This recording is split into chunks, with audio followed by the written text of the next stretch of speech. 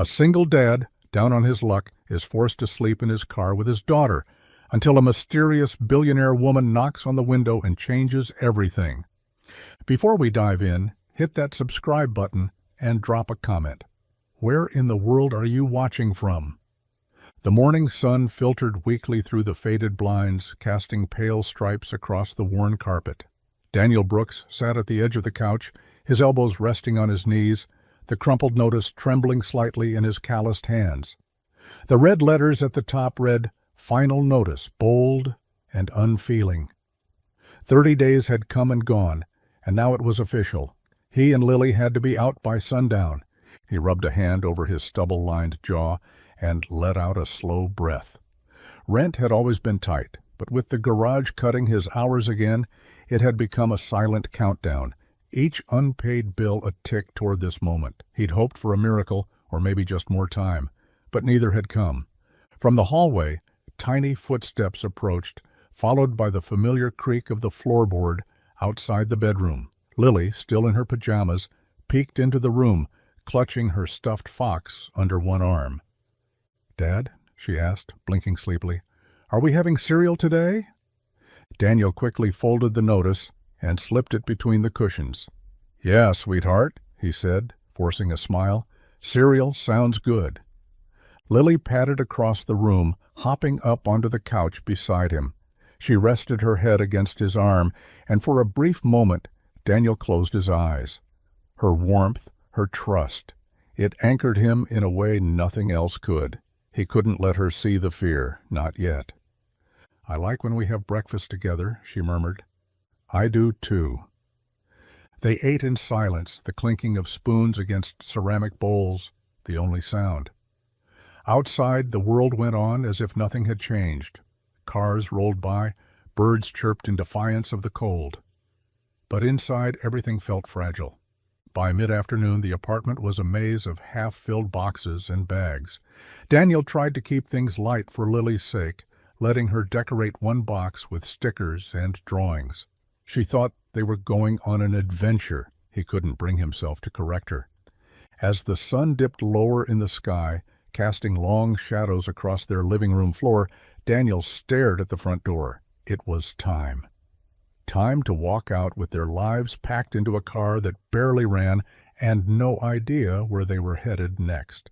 Daniel's breath fogged in the cold air as he yanked open the trunk of his aging sedan, the hinges groaning in protest like they didn't want to open either.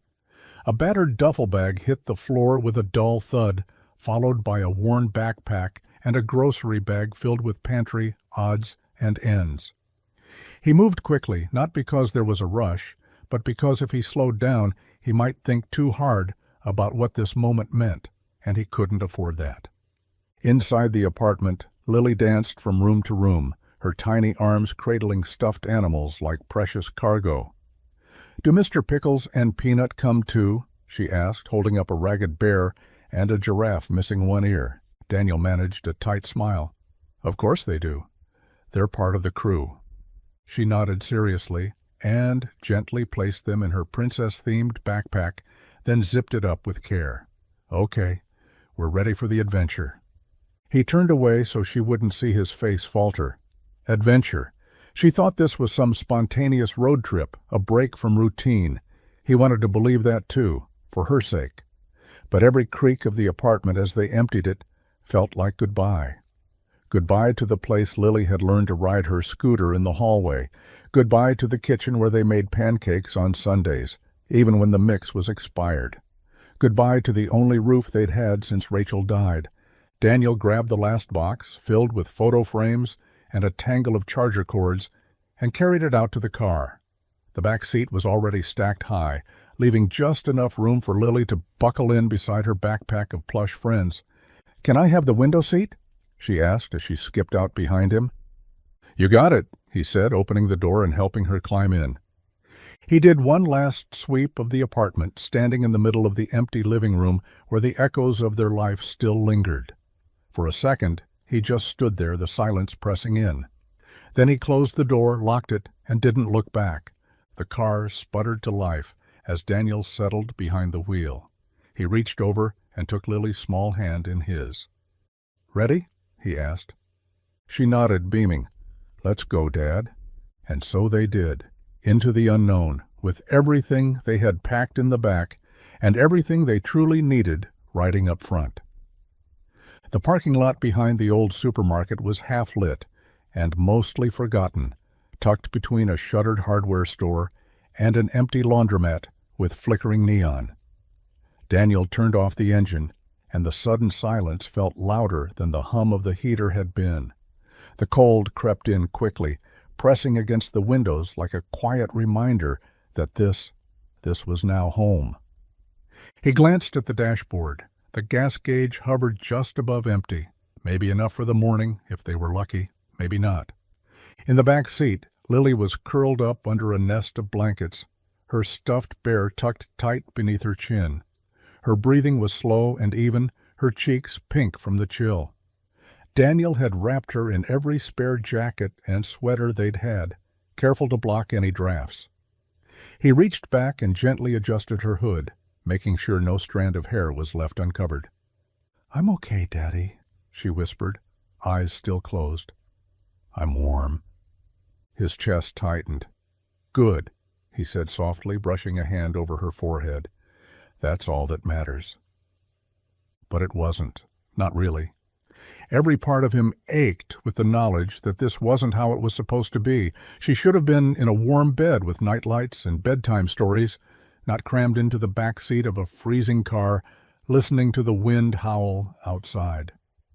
Daniel pulled his coat tighter and leaned his head against the steering wheel. The ache in his lower back throbbed from hours of packing and driving. He hadn't eaten since early that morning, but hunger felt distant compared to everything else. Somewhere in the distance, a train horn echoed, low and mournful. A few cars passed on the road beyond the lot, their headlights sweeping across the frost-covered windshield before disappearing again. No one looked twice at the old sedan parked beneath the flickering lamp. Daniel sat there for a while, listening to the soft rhythm of Lily's breathing. The night was bitter and long, but inside the car, where a father kept watch and a daughter dreamed safely, there was something else too. It wasn't much, but it was love, and tonight, that would have to be enough. The pale morning light broke slowly across the supermarket lot, chasing the frost from the edges of the windshield. Daniel shifted in the driver's seat, his neck stiff from sleeping upright, arms crossed tight against the chill. The engine had been off for hours now. He couldn't afford to run the heat all night, but Lily had stayed warm, cocooned in blankets and the quiet hum of her dreams. He blinked the sleep from his eyes, rubbed his hands together for warmth, and stepped outside. The cold hit him like a slap, sharp, immediate. He exhaled into his palms, watching the fog of his breath curl in the air. It was barely past 6. The lot was still empty, just the hum of distant traffic and the occasional rustle of wind against trash cans.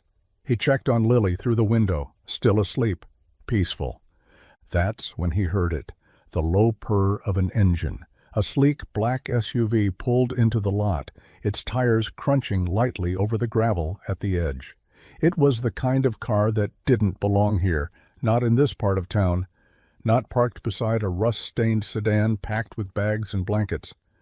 The SUV rolled to a slow stop, not far from where Daniel stood, arms tucked into his coat sleeves.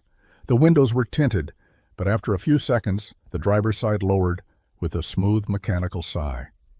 A woman sat behind the wheel, late 20s, maybe early 30s, striking in a way that felt effortless. Dark hair pulled into a neat ponytail, sharp eyes, calm but curious. She didn't look out of place in the SUV. She was the SUV, poised, polished, expensive. Her gaze moved past Daniel, landing on the rear window of his car, on Lily. Daniel straightened, a flicker of protectiveness rising in his chest. "Something I can help you with?" he asked, his tone polite but edged. The woman's eyes didn't leave the back seat. "Is she okay?" Daniel hesitated, then nodded. "She's fine, just sleeping." A pause. The woman's gaze shifted back to him, softer now. "You've been here all night?" Daniel didn't answer. He didn't have to. The woman nodded slowly, like she understood more than she let on. Then she rolled the window up and sat there, engine running, watching in thoughtful silence as the morning continued to break. The sun had finally lifted itself over the rooftops, casting long gold beams across the cracked asphalt of the lot. The frost was beginning to melt, turning the windshield into a foggy sheet of condensation. Daniel stood with his arms crossed tightly against the chill, watching his breath hang in the air. He didn't expect the SUV to still be there, but it was. Same sleek lines, same quiet hum of an idling engine. The woman inside hadn't driven off. Instead, she seemed to be waiting, watching. Daniel shifted on his feet, unsettled by the quiet attention. He wasn't used to being noticed, not anymore. Then the window rolled down again. "Hi," the woman said, her voice calm, smooth, but not condescending. She wore no makeup, just a soft gray sweater, and the kind of face that looked like it belonged on the cover of a magazine. Yet her tone wasn't rehearsed or showy, just honest. "Everything okay?" she asked gently. Daniel squared his shoulders. "We're fine." She raised an eyebrow, a subtle, skeptical lift. Her eyes flicked to the back seat where Lily still slept, a blanket wrapped to her chin and a fog of breath pressing softly against the window. "It's pretty cold to be fine," the woman said. Daniel's jaw tightened. "We're just between places. It's temporary." A beat passed between them, quiet, tense. Not quite hostile, but not open either. He could see the questions forming behind her eyes. Who were they? What had happened? Why was a father and daughter sleeping in a car in the middle of winter? But she didn't ask. Instead, she nodded slowly. "Well, I have some extra coffee," she offered, lifting a cardboard tray from the passenger seat. "And breakfast sandwiches. I bought too many." Daniel hesitated. Pride clawed at his throat. Accepting help never sat easy. Still, when she stepped out of the SUV and walked toward him, tall, composed, hands outstretched with the tray, he didn't stop her. "I'm Olivia," she said, offering the warm drink first. He took it reluctantly. "Daniel." She gave him a quiet smile. "Nice to meet you, Daniel. You and your daughter deserve better than a parking lot." Daniel didn't respond, but something in his chest shifted. For the first time in days, it wasn't just the coffee warming his hands. Daniel sat on the edge of the curb, coffee warming his hands as the morning settled in around them. Lily was still asleep, her tiny frame curled like a question mark in the back seat, unaware of the quiet conversation unfolding just steps away. Across from him, the woman, Olivia, sipped from her own cup, her posture as composed as ever, but something in her eyes flickered. Not cold, not pitying, just measured. "So," Daniel said finally, glancing at her over the rim of his cup, "you always hand out breakfast in parking lots? Or is today special?" Her lips quirked into the faintest smile. "Not usually, but I saw a little girl asleep in the back seat of a car that clearly hasn't moved all night, and—" She shrugged. "Some things you don't walk away from." Daniel nodded, unsure how to respond. Gratitude and discomfort waged war inside him. He hadn't asked for help, but here she was, giving it anyway. "I'm Olivia Hale," she added, almost like an afterthought. The name stirred something in the back of Daniel's mind, familiar but distant, like a headline he'd skimmed or a logo he'd seen on a passing billboard. Then it clicked. "As in Hale Automotive?" he asked, eyebrows rising. She gave a quiet laugh, more tired than amused. "Yes, that Olivia Hale." Daniel blinked. "So, you're a billionaire CEO giving away breakfast in a parking lot." She tilted her head. "Don't say it like that. It sounds ridiculous." He chuckled, despite himself. "Little bit." Olivia looked away then, her gaze drifting toward the horizon where the sun was rising behind the gas station. Her smile faded into something softer, something tinged with distance. "I wasn't always who I am now," she said, "and money doesn't stop people from losing things." Daniel didn't press. He knew that tone. the kind people used when the pain was too big to name. "I appreciate the food," he said quietly. She looked back at him, eyes steady. "You don't owe me anything." Still, Daniel couldn't shake the feeling that she was carrying something too. Something heavy, something she hadn't shared with anyone in a long time. Maybe in their own way, they were both just trying to keep moving forward. The soft sizzle of egg and cheese wafted through the cold morning air as Daniel opened the paper wrapper, his fingers still stiff from the chill. The sandwich was warm, fresh, real, not some processed thing from a gas station shelf. He hadn't even realized how hungry he was until the first bite hit his tongue. The coffee was rich, dark, still steaming in its cup holder. Lily stirred in the back seat, her eyelids fluttering as the scent reached her nose. "Daddy?" she mumbled, sitting up with a yawn. "Is that food?" Daniel turned, his heart catching at her sleepy smile. "Yeah, baby girl. We got lucky this morning."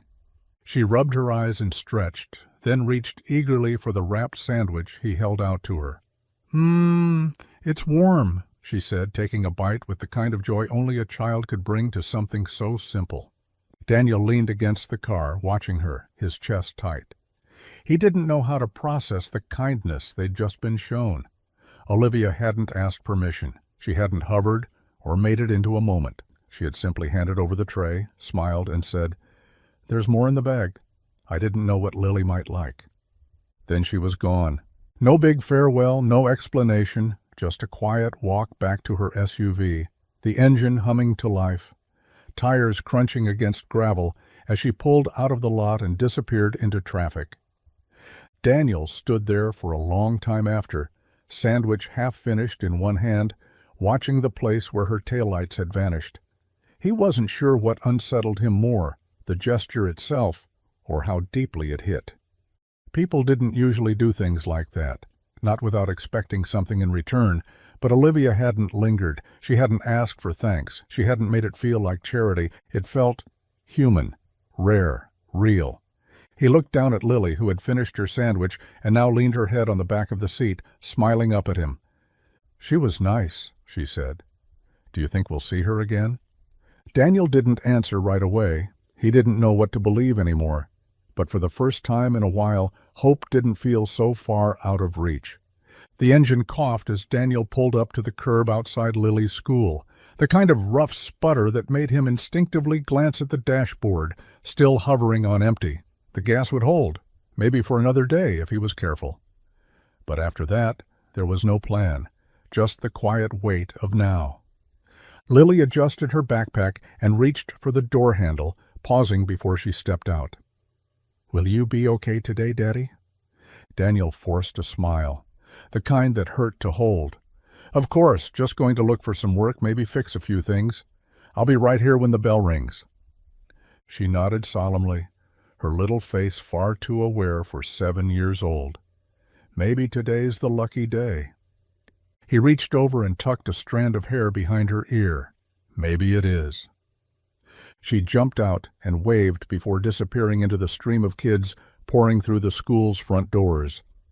The second she was gone, Daniel exhaled and leaned back in his seat, the silence swallowing him whole. He spent the next hour driving through town, stopping at every temp agency, mechanic shop, and warehouse within a 10-mile radius. His resume, what little there was of it, lived in the glove compartment, printed on paper that had been folded too many times. He walked into offices with a polite smile, filled out forms with aching fingers, and left his number over and over, always with the same hopeful phrase, "Willing to start immediately." Each time the answers came back soft but firm. "We're not hiring right now. We'll let you know if anything opens up. It's slow this season."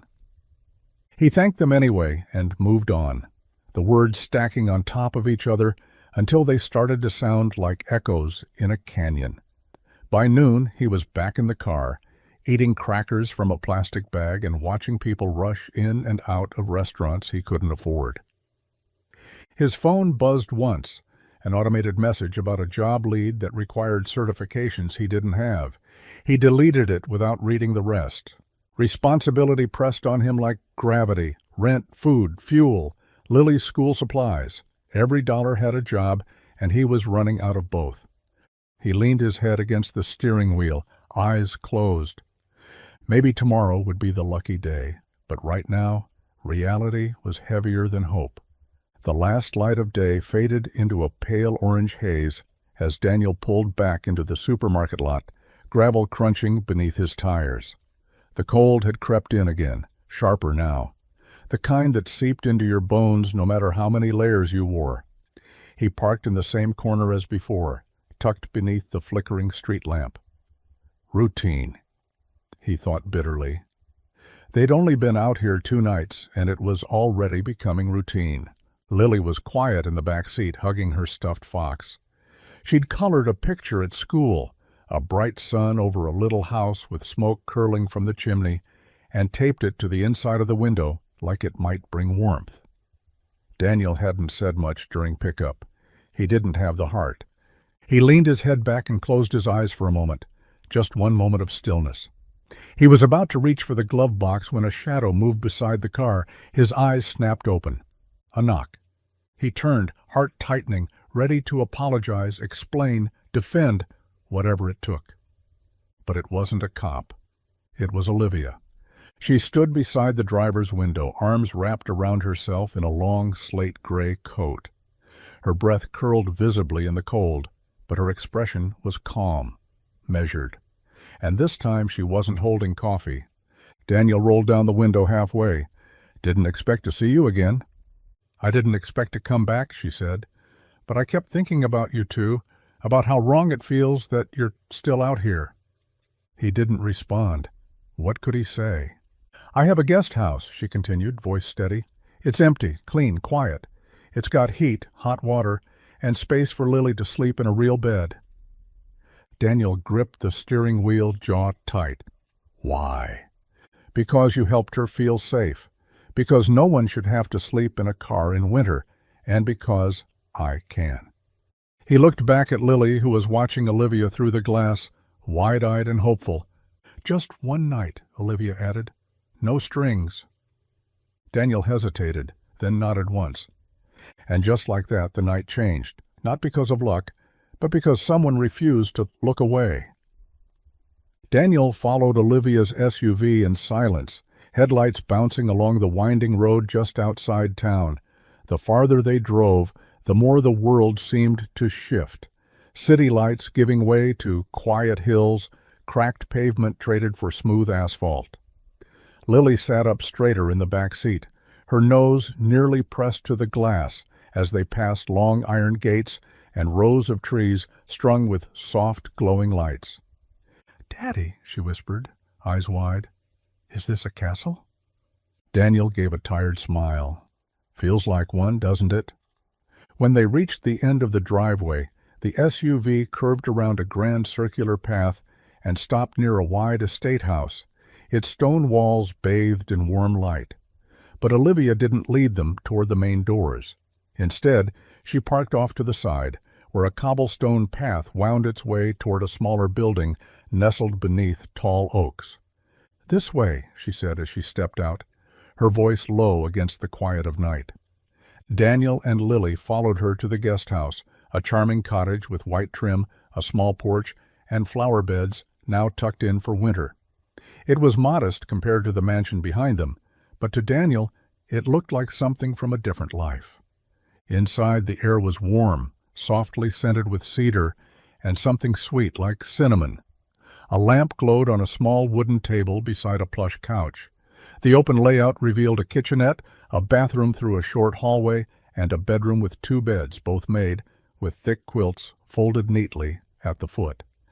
"It's not much," Olivia said, her tone deliberately casual, "but it's clean and stocked. You'll find food in the fridge, fresh towels, and a space heater if the cold creeps in." Lily rushed toward the beds, her backpack swinging as she climbed onto one. "Can I sleep here, Daddy? It's so soft." Daniel watched her for a beat, then turned to Olivia. "You didn't have to do this." "I know," she replied, "but I wanted to." She gave a small nod, then stepped back toward the door. Just for the night. Stay as long as you need, Daniel. No pressure, no questions." And then she was gone, leaving the quiet hum of peace behind her, for the first time in a long time. From the second-story window of the main house, Olivia stood with her arms folded loosely across her chest, the cool glass of her wine untouched on the table behind her. Outside, beyond the curve of the stone path and the low garden walls, the guest house glowed with warm light. Through the window pane, she could just make out their shadows. Daniel moving around the small kitchen, Lily dancing in her socks across the hardwood floor with the carefree energy only children possessed. She hadn't meant to look. Not really. But something about them tugged at her. The way Lily threw her arms around her father's waist mid-step, the way Daniel bent down, unbothered by exhaustion, just to lift her into his arms and spin her once, laughter spilling through the glass, even if the sound didn't quite reach her. It was the kind of bond that didn't need words. Pure, unfiltered. It caught Olivia off guard. She turned away from the window, pressing her palm to her mouth as if to hide the ache rising in her throat. It had been years since she'd seen anything like that, since she'd felt anything like that. Elliot would have been 10 now. The thought came uninvited, as it always did. Sharp, unwelcome, but inevitable. Her chest tightened, and she blinked against the sting in her eyes. She never talked about him, not to her board, not to the press, not even to the people who claimed to be close. They didn't ask anymore. Grief made people uncomfortable, especially when it lingered. But watching Daniel and Lily felt like looking through a window, not just into their lives, but into her own past, into what might have been. The bedtime stories, the midnight snack runs, the giggles echoing off hallway walls, all the things that money could never replace once they were gone. She leaned against the window frame, her reflection faint in the glass. For a woman who had everything, Olivia suddenly felt hollow in the quiet. Still, she watched them a moment longer, not out of pity, but because for the first time in years, something in her stirred. Not sorrow, not envy. Something gentler, something like hope. The next morning brought the smell of fresh coffee and a quiet sense of clarity that Daniel hadn't felt in weeks. The guest house was still and warm, sunlight filtering through the lace curtains and painting soft patterns on the wooden floor. Lily was curled up beneath a quilt, still dreaming, her stuffed fox tucked tight against her chest. For the first time in days, she hadn't woken up cold. Daniel stood at the kitchen counter, coffee mug in hand, staring out the small window at the sprawling estate beyond. Every inch of it looked manicured, pristine, yet real. The kind of place where people were supposed to feel safe. It was more than a roof. It was too much. And he knew he couldn't stay without giving something back. By mid-morning, he made his way up to the main house, boots crunching lightly over the gravel path. He wasn't used to knocking on grand front doors, but he did. 3 times, firm and clear. Olivia answered, her expression unreadable but not cold. "I want to work," Daniel said without preamble. "I'm grateful for the guest house, more than I can say, but I can't just take something I haven't earned." She studied him for a moment, then stepped aside and motioned him in. The interior of the house was just as elegant as he imagined. High ceilings, warm wood accents, walls lined with books and art. But it didn't feel showy. It felt lived in, like someone had built a life here, not just a facade. In the kitchen, Olivia handed him a folder. Inside were documents, property maintenance schedules, vehicle logs, landscaping invoices. "You've worked on engines, right?" she asked. 15 years, Daniel replied, flipping through the pages. "And I've done landscaping, drywall, plumbing, whatever's needed." "Good," she said simply. "The garage needs organizing. The grounds need trimming. And the fountain out front hasn't worked in months." He looked up, surprised. "You're serious?" She gave a small smile. "I don't make empty offers." Daniel nodded. "Then I'm all in." She didn't say thank you, and he didn't expect her to. There was a silent understanding between them. This wasn't charity. It was an agreement. And for the first time since the world had started crumbling beneath his feet, Daniel felt the ground begin to steady. By the end of the first week, Daniel's presence on the estate had gone from curious anomaly to steady rhythm. He arrived at the main garage just after sunrise each day, sleeves rolled up, tools in hand, and a quiet focus that didn't ask for permission or approval. He didn't talk much, didn't charm, didn't boast, but his work spoke louder than words ever could. Engines that had sat dormant for months came back to life under his hands. The tool bench, once cluttered and ignored, now gleamed with order. The riding mower that refused to start for the past 2 seasons, fixed before anyone remembered it needed repair. Word started to travel through the house. "Have you seen the courtyard hedges? That new guy, Daniel, shaped them like something out of a magazine," whispered one of the housekeepers as she passed through the kitchen. "He doesn't take breaks," the gardener muttered one afternoon, half impressed, half baffled. I offered him coffee twice. He just nodded and kept raking. Even Olivia noticed. From her office window she watched as Daniel replaced an entire section of fencing along the western edge of the property. No one had asked him to. He'd simply noticed it was rotting, measured the panels, salvaged wood from the storage shed, and rebuilt it, clean, straight, solid. When she approached him later that evening, he was still out there, hammer in hand, sweat dampening the collar of his shirt despite the cool breeze. "You could have told someone," she said.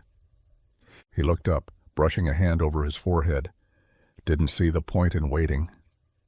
Olivia said nothing, just nodded once. But the corner of her mouth lifted. Daniel didn't need praise. He wasn't trying to prove anything. He just was.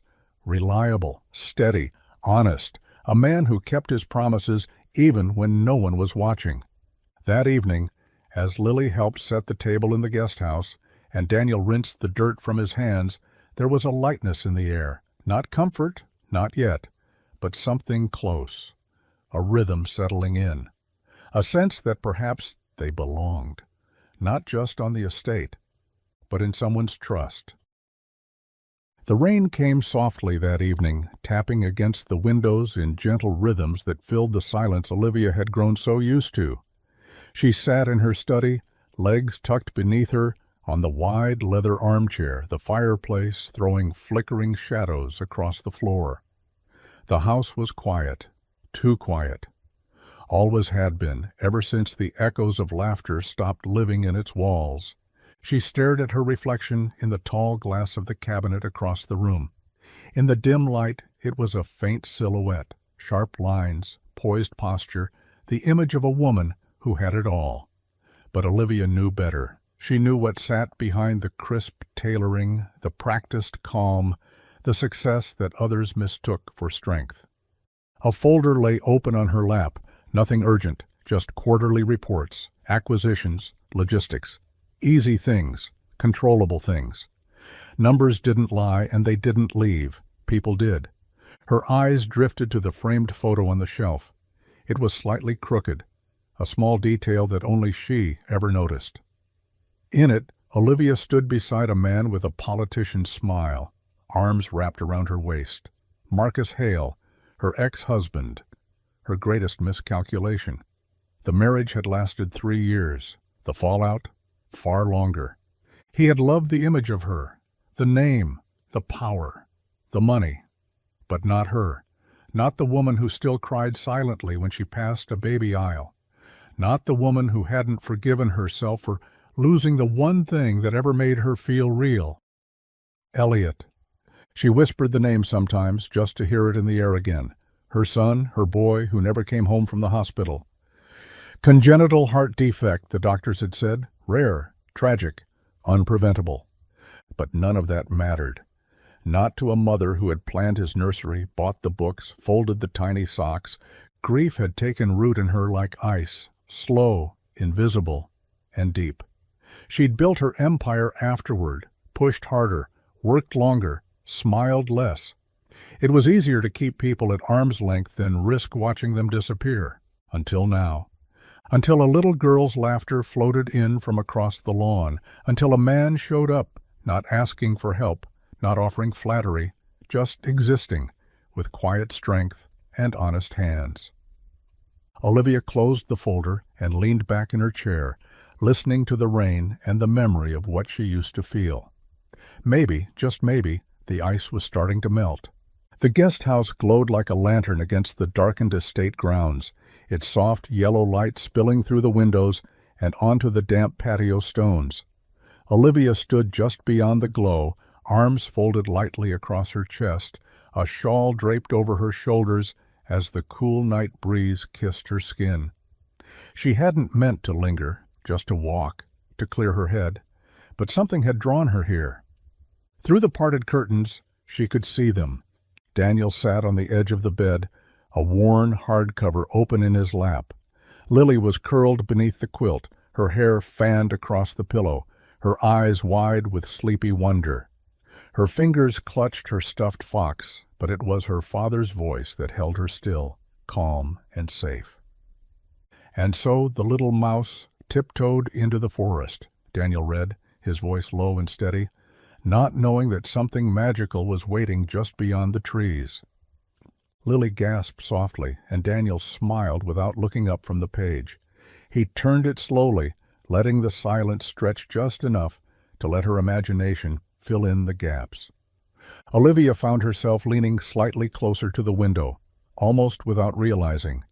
There was no performance in Daniel's voice, no dramatics, just a man, a father, anchoring his child in a world where bedtime stories still mattered.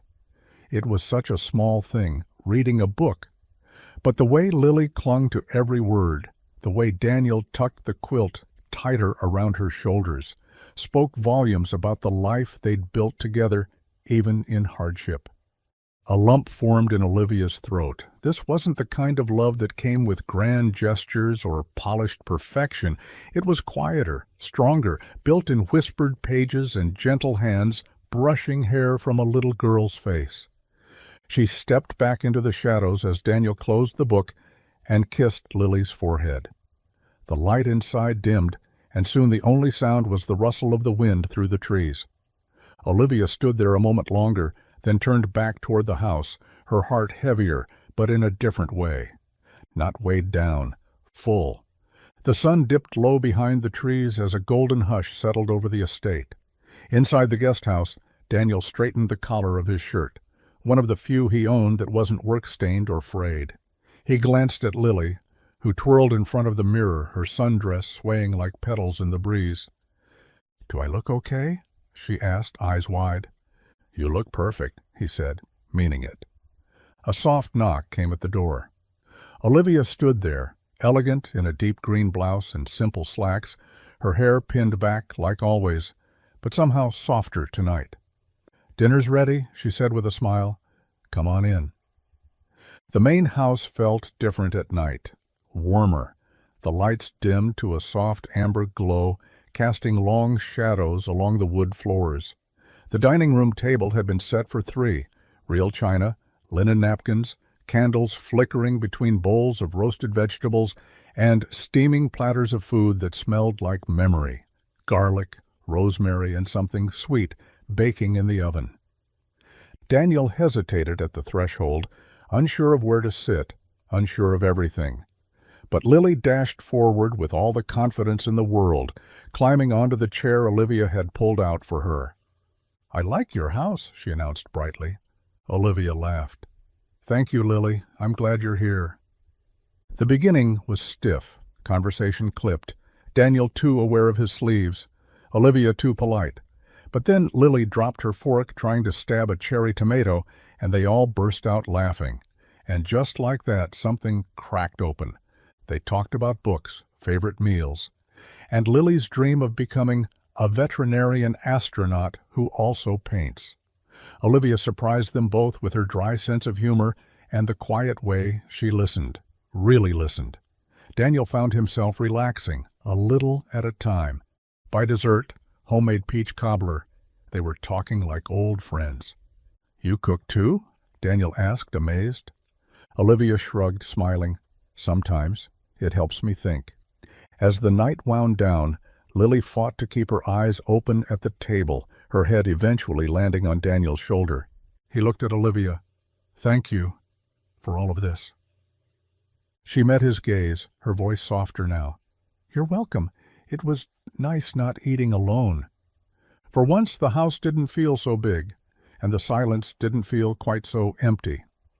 The next morning broke with the smell of dew and motor oil, something that, oddly enough, brought Daniel a strange sense of peace. He was back in the estate's garage early, sleeves rolled up, hands already dark with grease, as he examined the undercarriage of an old Jaguar that hadn't run in years. The place was quiet, just the steady creak of the mechanic's stool and the occasional chirp of birds nesting along the rafters. Daniel had never worked in a garage this clean. Every tool had a place, every cabinet was labeled, and yet half the cars inside sat untouched, their engines cold from neglect. Olivia had the collection of someone who appreciated beauty, but maybe didn't always have time to enjoy it. By late morning, he'd made progress on 2 classics and was halfway through organizing the parts inventory when he heard footsteps behind him. "You made that Jag purr," Olivia said, stepping lightly into the space. She wore jeans today, dark, fitted, paired with boots that looked too expensive for a garage, but she moved like she belonged there. Daniel straightened, wiping his hands on a rag. She just needed someone to care. Half these cars just want a little attention. Olivia nodded, walking past him to run a hand along the hood of a cherry-red convertible. "I've had this one for 3 years. Never trusted anyone to touch it." He raised an eyebrow. "You're trusting me?" "I already am." She turned to face him fully then, expression thoughtful. "I've been thinking, this estate is too big to manage piece by piece. Between the vehicles, the maintenance, and the grounds, someone needs to keep it all running, and you're already doing it." Daniel tensed slightly. "I'm not looking for charity." "This isn't charity," she replied evenly. "It's a job offer. Full-time, salary, benefits, a stable place for you and Lily, for as long as you want it." He was silent for a moment, the weight of her words settling slowly over him. After everything, after sleeping in his car, after scraping by, after pretending not to need help, it felt like breathing for the first time in months. "You're sure?" he asked. "I don't offer what I don't mean." Daniel looked down at the wrench still in his hand, then back up at her. "Then I'm in." And just like that, something changed. Not just work, not just housing, but the shape of his future. The guest house buzzed with a different kind of energy that evening. Scissors snipping, glue drying in clumps, cardboard scraps littering the floor. Lily sat cross-legged at the small table, tongue slightly out in concentration, as she carefully glued a plastic tree into the corner of a shoebox. "It's the Amazon rainforest," she declared proudly, holding up a Jaguar cutout for Daniel to admire, "but I think it needs more sparkle." Daniel chuckled from the stove, where he was half-focused on boiling spaghetti. "I'm not sure the real rainforest had glitter, kiddo." "But mine does," Lily said with a grin. She reached for the glitter jar, just as the front door swung open with a soft creak. Olivia stepped inside, hesitant at first, holding a stack of books in one arm and a curious smile on her lips.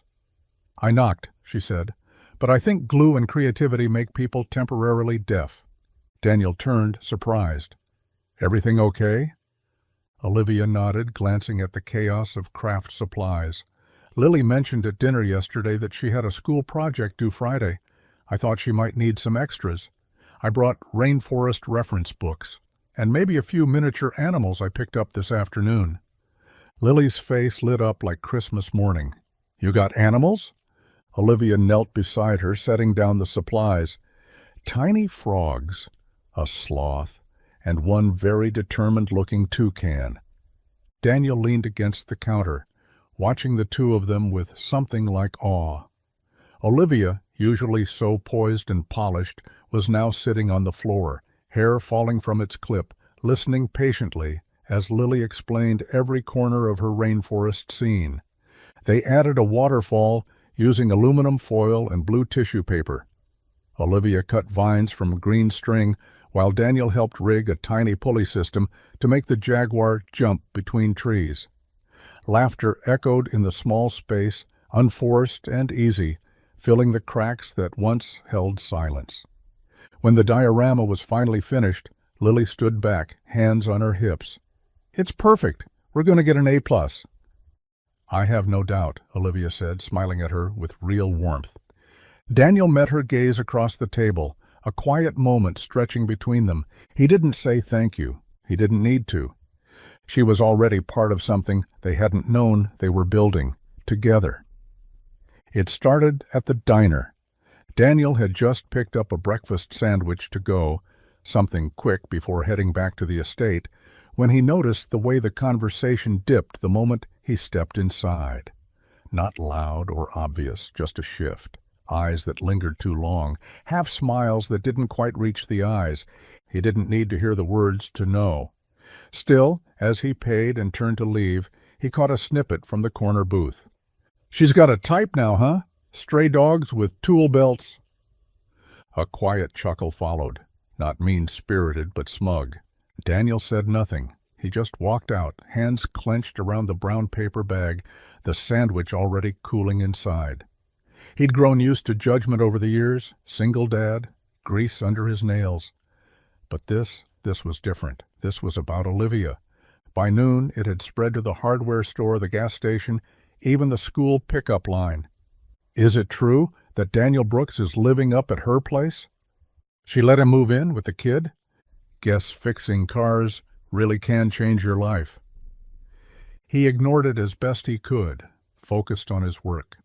Replaced the spark plugs in the Aston Martin, repaired a broken hinge on the garden gate, but the whispers pressed in around him like smoke, clinging even when he tried to brush them off. That evening he found Olivia on the back porch, sipping tea, a thick folder of estate documents resting on her lap. She glanced up as he approached, and it was clear from her expression that she already knew. "They're talking," he said. "No need to specify who." "They always do," Olivia replied, calm, her gaze fixed on the trees beyond the property line. I don't want this to become a problem. For you." She closed the folder gently. "Daniel, I've been in boardrooms with men who tried to break me in suits 3 times the cost of their souls. A few town gossips don't scare me." He managed a small smile. "You sure? I'm not ashamed of anything happening here. Are you?" Daniel looked out toward the guest house, where Lily was dancing in the window, her arms waving like tree branches in the wind. "No," he said quietly, "not even close." Still, he wondered how long peace could last when the world always seemed ready to question what it didn't understand. The knock came just after noon, sharp and deliberate, cutting through the stillness of the guest house like a warning. Daniel wiped his hands on a rag fresh from the garage and opened the door expecting a delivery, maybe one of Olivia's staff. Instead, he found himself staring at 2 people he hadn't seen in nearly 4 years. Susan and David Halpern, Lily's maternal grandparents. Daniel's chest tightened instantly, the air going cold despite the spring sun overhead. Susan stood stiffly in a cream blouse, arms folded across her chest, while David's posture was as rigid as Daniel remembered, shoulders back, chin up, like he was still giving some kind of lecture. "Daniel," Susan said, cool and clipped, "we heard quite a story." "Good to see you, too," Daniel replied, his voice flat. David didn't waste time. "You're living in a billionaire's guest house now? With our granddaughter?" "She's my daughter," Daniel said sharply. "Rachel's daughter," Susan corrected, eyes narrowing. "And she deserves stability, not whatever this is." Daniel stepped outside and closed the door behind him, shielding Lily from the voices rising just under the surface. "You have no idea what this is," he said. "You haven't reached out in years. Not a single birthday card. Not a call." "We gave you space after Rachel died," Susan snapped. "You made it clear you didn't want help. I didn't want strings. I still don't." David glanced toward the estate grounds, the main house visible in the distance. "So what is this, then? Are you her employee or her project?" Daniel's fists clenched at his sides. "I work here. I provide for Lily. She's safe. She's happy. And that's more than you ever bothered to ask. Susan's face softened just a fraction. We're not trying to start a war. We just want to be involved. Daniel's voice lowered. Then be involved. Come to her school plays. Call her. Know what she loves. But don't come here questioning my parenting because I finally found something good.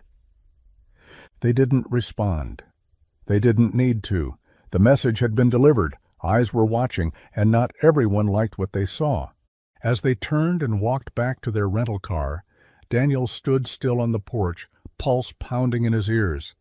He didn't fear many things, but the thought of anyone taking Lily away? That fear lived in his bones. The envelope was thick, official, the kind of thing that made your stomach drop before you even opened it. Daniel found it tucked between the guest house screen door and the frame when he came back from Lily's school pickup. At first, he thought it was just another estate memo, or maybe school forms. But the return address said otherwise. Halpern, Whitman and Green, LLP. He tore it open on instinct, hands already shaking, eyes scanning the bold type. Petition for custody review. The air seemed to vanish from his lungs. Inside the house, Lily sat cross-legged on the floor, humming to herself as she worked on a drawing, crayons scattered around her like confetti. Daniel sank into the chair at the kitchen table, papers spread out, like they might reorganize themselves into something less terrifying. The language was clean, clinical. Concerns over the child's long-term stability. Unconventional living arrangements. Suitability of parental guardianship. Words dressed up to look neutral, but they cut like knives. They didn't say it outright, but Daniel could feel the implication seeping from every line. You don't belong here. You never did. He didn't hear Olivia come in. I saw your car, she said gently. You looked pale from the driveway. He tried to slide the papers aside, but she saw enough. Daniel, she said, her voice low. What is it? He handed her the envelope, jaw clenched, throat dry. She read quickly, expression sharpening with each page. They're going after custody, she said, almost to herself. They think because I'm living here, it's unstable, like I'm taking handouts instead of trying to survive. She looked up at him. You're not taking handouts. I know that, he said more harshly than he meant. But to them it's a story. Mechanic moves into Billionaire's house. Must be unfit. She set the papers down with care. My legal team is the best in the state. Let me call them. They'll shut this down before it starts. He hesitated. I appreciate it, but I don't know if I should be leaning on you like that. This is my fight. Olivia didn't flinch. It may be your fight, Daniel, but you're not in it alone. Not anymore. He looked toward the hallway where Lily's laughter echoed faintly, and he knew, no matter how much pride he held, he couldn't risk losing her. Not for anything. The lights shimmered like stars caught in chandeliers. High ceilings, polished marble, champagne flutes balanced in delicate fingers. It was a world Daniel had only ever seen in passing, through magazine pages left behind in waiting rooms or glimpses on hotel lobby TVs. And yet here he was, standing just inside the ballroom of the Hawthorne Hotel, the weight of a rented tux pressing against his collar, feeling like a man who had wandered into the wrong life. Across the room, Olivia Hale moved with effortless grace. Her dress, midnight blue, elegant, understated, flowed with every step. People gravitated toward her, smiled at her, angled themselves to be noticed. She gave just enough of herself to each interaction to be polite, but Daniel could see it in her eyes. She wasn't in it. Not really. She never was. He adjusted his tie and caught sight of himself in a mirrored column. He looked wrong here. Too broad-shouldered, too rough around the edges. Hands built for engines and bolts, not handshakes and flutes of rosé. Then Olivia spotted him. She excused herself from a small group of donors and crossed the floor toward him, her expression softening in a way it never did with anyone else. "You clean up well," she said, a smile tugging at the corners of her mouth. I'm just trying not to trip, Daniel replied, tugging at his collar. I think this tie is cutting off circulation to my brain. She laughed, a real one, and slipped her arm into his. Don't worry, you've already survived worse than a ballroom. The evening unfolded slowly. Speeches, small talk, silent auction paddles raised in flickers of wealth. Daniel didn't know the language of luxury, but he knew people. He watched the way some eyes lingered on him, the whispers not even veiled. That's him, the mechanic, the one living with her. But Olivia never wavered. She introduced him without apology, without hesitation. This is Daniel Brooks, she said simply. A friend, and someone I trust. And when they stood side by side beneath the golden lights, even in a room full of money and power, Daniel didn't shrink. He stood tall, because beside Olivia, he didn't feel like the outsider anymore. He felt seen. The champagne had lost its sparkle by the time the evening reached its peak. Laughter rang through the ballroom, hollow and practiced, echoing against gilded ceilings and clinking glass. Daniel stood near one of the tall cocktail tables, a fresh drink in hand he hadn't touched, watching the crowd move like a polished machine. He could feel it, eyes on him. Not curious, not kind, the kind of glances people gave when they thought they were too polite to be obvious. Old money had a particular way of measuring a man, not by merit, by lineage, by polish, by pedigree. And Daniel, no matter how crisply he stood or how tightly he tied his bow tie, would never be one of them. From across the room, Olivia was caught in conversation with a man Daniel hadn't seen before. Tall, sharply dressed in a slate-gray tux, with a presence that demanded attention. His confidence wasn't showy. It was the sort built from years of being told yes. Daniel watched as the man leaned in a little too close, smiling like he knew a secret, his hand resting on Olivia's arm just long enough to mean something. She stiffened. Daniel set down his glass and made his way over, his steps calm but purposeful. "Daniel Brooks," Olivia said when he reached her side. Her voice was steady, but her eyes warned him of something deeper. "This is Charles Whitaker. We used to work together." Charles smiled, all teeth. "I've read about you," he said, extending a hand Daniel didn't take. "Quite the story, from engine grease to the guest house. Must be one hell of a ride." Daniel said nothing, his jaw tight. "I have to admit," Charles continued, sipping his drink, "I didn't think Olivia was the sentimental type, but I suppose we all have our little indulgences." Olivia's voice cut like glass. "That's enough, Charles." He chuckled, unfazed. "Of course, I forget myself." Charles stepped away, fading into the crowd with the smug ease of someone who'd always gotten away with things. Olivia exhaled slowly. "I'm sorry," she said, her voice low. "He's harmless, just petty." Daniel looked after the man, then back to her. "He's not harmless. He's exactly the kind of man who thinks people like me don't belong here." Olivia met his gaze, unflinching. "Then let's prove him wrong." And in that moment, they weren't just standing in a ballroom. They were standing together. Against old names, against quiet judgment, against the weight of everything unspoken. The house had long since gone quiet. The guests, the laughter, the music, all gone, fading into the hush of midnight. Only the soft ticking of the antique clock in the hall and the occasional creak of old wood remained. Olivia sat curled on the leather couch in the study, barefoot, her evening gown exchanged for a worn sweater and leggings. A fire flickered low in the hearth, casting shadows that danced across the bookshelves and walls, lined with photographs she never talked about. Daniel entered quietly, 2 mugs of tea in hand. He offered her one without a word, then sank into the armchair across from her, his tux now replaced with jeans and a plain shirt. The stiffness of the night had worn off. All that was left now was what lingered underneath. "Thanks," she murmured, wrapping her hands around the mug.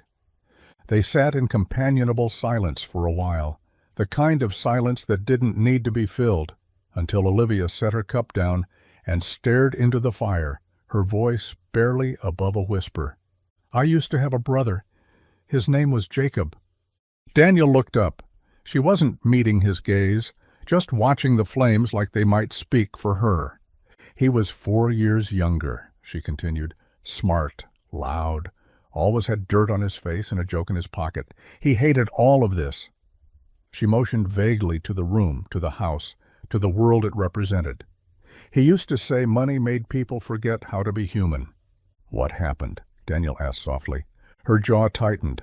"Car accident. He was 19, out late with friends. I was supposed to pick him up that night, but I got caught on a conference call. Told him to take a cab. He never made it." The silence that followed was heavier than before. "I threw myself into work after that," she said. "Built the company faster than anyone thought I could. People thought it was ambition. It was guilt." Daniel leaned forward, elbows on his knees. "You can't carry that forever, Olivia." She looked at him then, really looked. No mask, no armor, just pain, honest and raw. "I don't know how to put it down." "You don't have to," he said gently. "But you don't have to carry it alone either." And in the quiet that followed, something shifted between them. No longer just trust, but understanding. The kind that only came when both people had bled a little in the dark. It started with silence. Lily usually bounded out of school like the wind itself, backpack swinging, arms wide, her words tumbling over each other as she raced to tell Daniel about her day. But this time, when the bell rang and the kids poured out of the building, she walked slowly, head down, shoulders tight, her spark dulled. Daniel noticed instantly. "Hey, kiddo," he said, kneeling beside her as she reached the car. "Rough day?" She hesitated, then gave a small shrug. "It was fine." He frowned. "Lily," her eyes welled up before she could stop them. "It's just, some of the kids were saying stuff." Daniel's chest tightened. "What kind of stuff?" She bit her lip, twisting the strap of her backpack. "That we don't really live here, that we're just guests, and that Olivia's only being nice because she feels sorry for us." Daniel's jaw clenched. "They said we don't belong, that I'm not like them. One girl said her mom told her I was living off a rich lady's pity." Lily blinked hard, embarrassed. "Am I, Daddy? Are we just taking stuff?" He drew her into a hug, wrapping his arms around her small frame. "No, baby, we're not taking anything. We're working. We're helping. We belong just as much as anyone else." She nodded into his chest, but he could feel the way her little body stayed tense, like the words had carved deeper than she wanted to admit. Later that evening, Daniel told Olivia. He didn't sugarcoat it, just laid it out plain. Her face didn't change much, but something cold moved behind her eyes. "Whose daughter?" she asked. "I'm not saying names, that's not the point." Olivia stood, pacing slowly, the weight of reputation and memory pressing on her shoulders. "This world, it's polite on the surface and cruel underneath. I thought bringing you here would keep her safe." Daniel met her gaze. "You did, but the world gets in through cracks, and we're going to teach Lily how to stand taller than it." "She shouldn't have to." "No," Daniel agreed, "but she will because we'll show her how." They didn't need to fight the world for Lily. They just needed to teach her she was strong enough to face it, and loved enough to never face it alone. The next morning, Daniel walked Lily to school himself. He didn't say much on the drive over, just kept one hand on the steering wheel and the other gently resting on Lily's backpack in the seat beside him. She watched the road with wide, uncertain eyes, her fingers curling around the frayed strap like it might keep her grounded. When they pulled into the parking lot, Daniel cut the engine and turned to face her. "Listen," he said, his voice calm but firm. "There are always going to be people who think money makes them better. Louder. Right." Lily looked down. "They said we're not like them." Daniel crouched beside her in the back seat, lifting her chin so she'd meet his eyes. "We're not like them, and that's not a bad thing." She blinked. "But they were mean." "They were," he agreed. "And when people act like that, it says more about them than it ever will about you." She nodded slowly, but he could still see the worry behind her eyes. "Lily," he continued, voice softening. We don't fight back with shouting or insults. We fight by standing tall, being kind, and never letting someone else's smallness shrink who we are. She chewed on her lip, thinking it through. So, I just act like I'm not bothered? No, Daniel said, brushing a lock of hair from her face. You remember who you are. You're the girl who can name all the rainforest animals. The girl who made a whole diorama with string vines and a paper sloth. You're smart and strong and loved.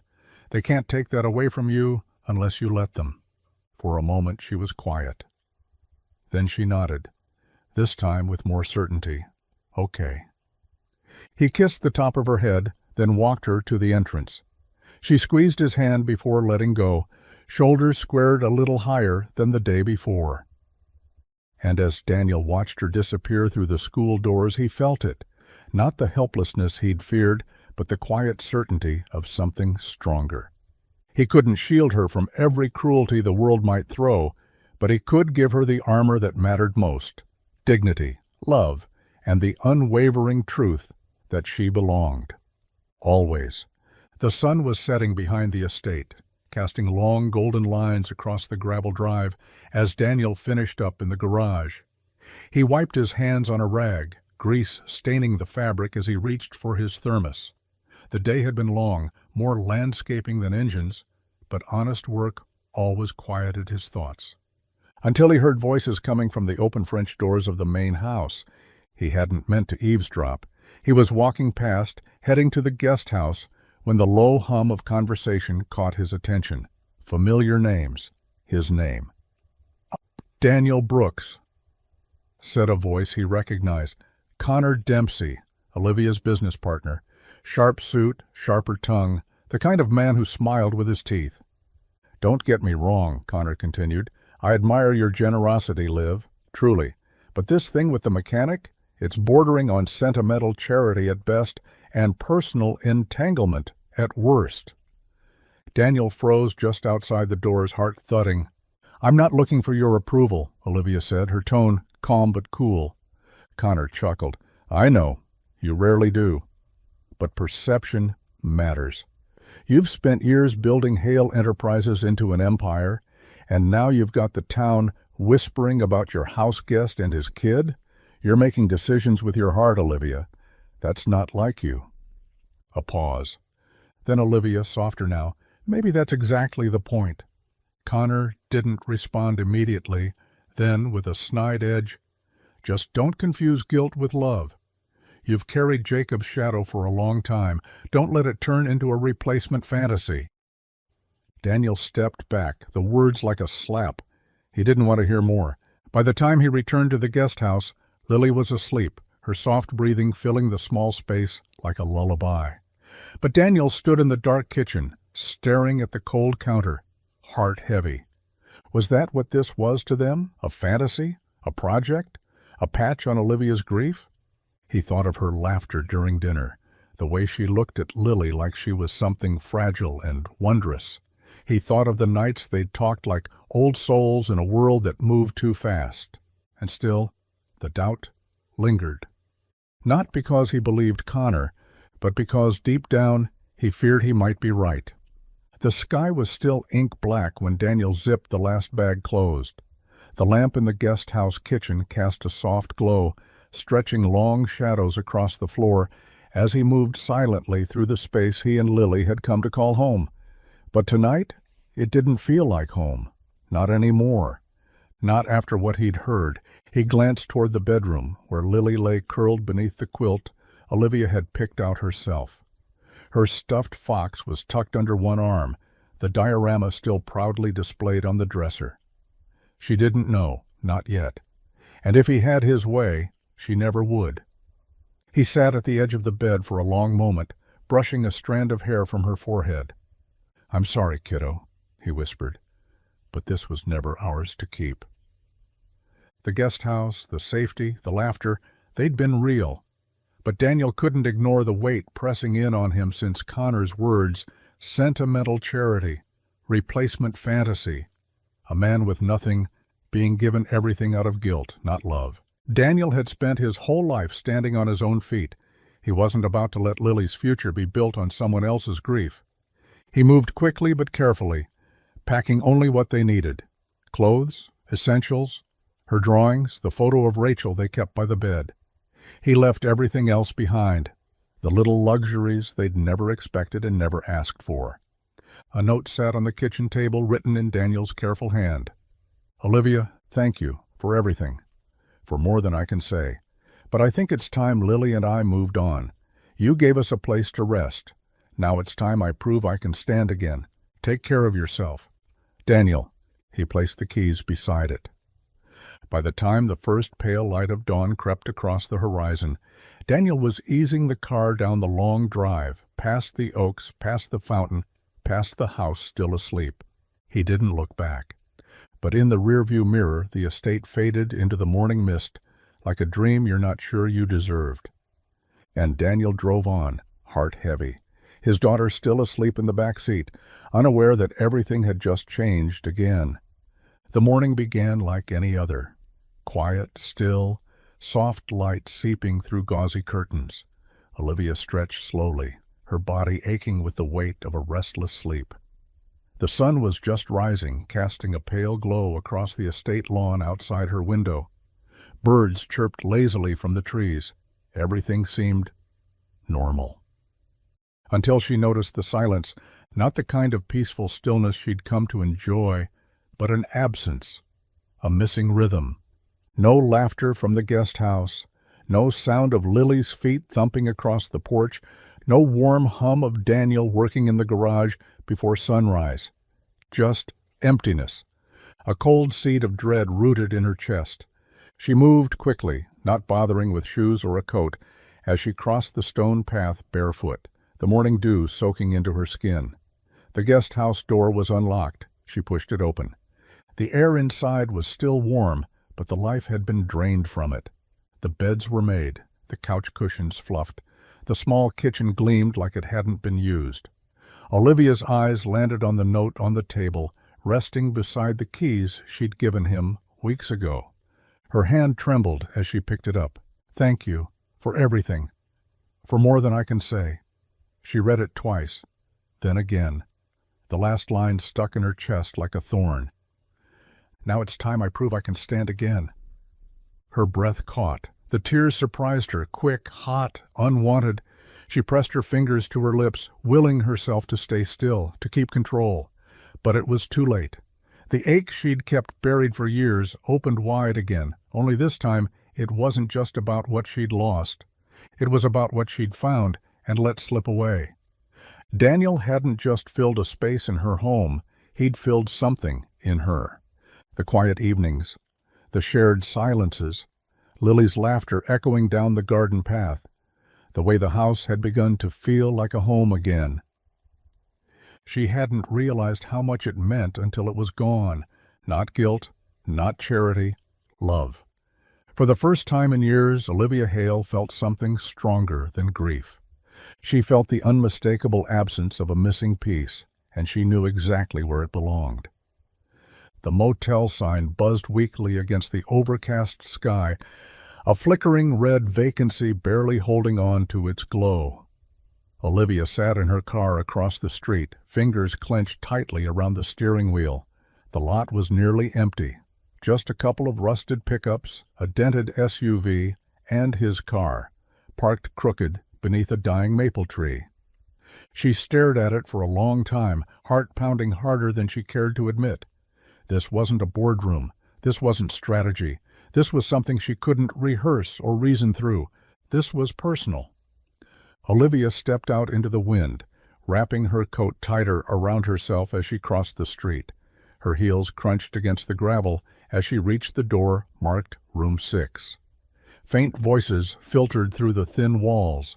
Lily's laughter, a TV on low volume, Daniel's voice, soft and steady, familiar, comforting. She knocked. Silence. The door opened a moment later, and there he stood, rumpled flannel shirt, shadows under his eyes, surprise carved deep into his expression. "Olivia," Daniel said, stunned. "What are you?" "You left," she said quietly, not accusing, just raw. He stepped out, pulling the door halfway closed behind him so Lily wouldn't see. "I thought it was the right thing." "For who?" she asked, voice trembling. "For her? For me? Or just for your pride?" He didn't answer. "I read your note, Daniel," she continued, eyes shining. "And it was noble, it was strong, but it was also wrong. You don't have to prove anything, not to me." "I didn't want to be a problem," he said, looking down. "Didn't want Lily to grow up thinking her life was borrowed." "She didn't borrow anything, neither did you. You gave me something, Daniel. You and Lily filled a part of my life I'd boarded up years ago." He looked at her then, really looked, at the vulnerability etched into every word, every breath she took to stand in front of him. "I don't want a thank you," she whispered. "I want a family. I want you, both of you, if you'll still have me." For a long moment he said nothing. Then, with a breath that seemed to unburden his entire soul, Daniel opened the door wider. "Come inside." The motel room was dim, its single lamp casting a yellow glow over the faded carpet and peeling wallpaper. Lily sat on the bed, legs swinging as she flipped through a picture book, unaware that the entire course of their lives hung in the quiet between her father and Olivia. Daniel closed the door gently behind them, his back resting against it for a beat longer than necessary. Olivia stood by the small table, arms crossed, not defensively, but like she was holding herself together. He looked at her, really looked at her, and saw not the poised billionaire, not the woman from headlines or whispered town gossip. He saw Olivia, the one who knew how to laugh at Lily's glitter messes, who cut vines for a rainforest diorama, who sat in silence beside him when words weren't enough. The room seemed to close in around them. "You scare me," Daniel said finally, his voice low. "Not because of who you are, but because I don't know how to let someone help me without feeling like I'm losing part of myself." Olivia stepped closer. "I'm not here to take anything away from you, Daniel. I never was. I just want a chance to give something back." He glanced toward Lily, her head now resting on the pillow, eyelids fluttering with sleep. "I've fought so hard to keep her safe," he whispered, "to stand on my own, to never owe anyone more than I could repay." "And you've done that," Olivia said gently. "You've carried more than most ever could, but maybe, just maybe, it's okay to put some of that down." He ran a hand over his face, the weight of it all catching up with him. The fear, the pride, the quiet exhaustion of being everything to someone with no one else to lean on. "What if I say yes?" he asked. "What if we try, and it falls apart?" She met his eyes. "Then we face it together, like everything else." He exhaled slowly. This wasn't just about shelter, or love, or even Lily. It was about choosing to stop surviving and start living, with someone willing to hold half the weight. Daniel reached for her hand. "Then let's try," he said, and in that moment he chose not to run. He chose home.